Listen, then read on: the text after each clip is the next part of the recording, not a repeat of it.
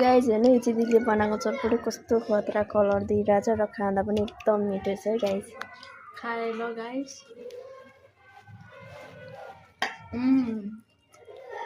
Tasty छ।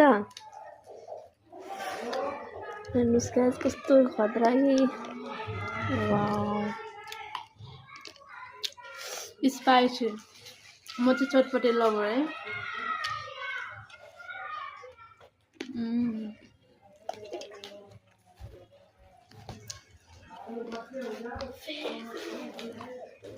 मैले खाएको देखेर चाहिँ त्यहाँबाट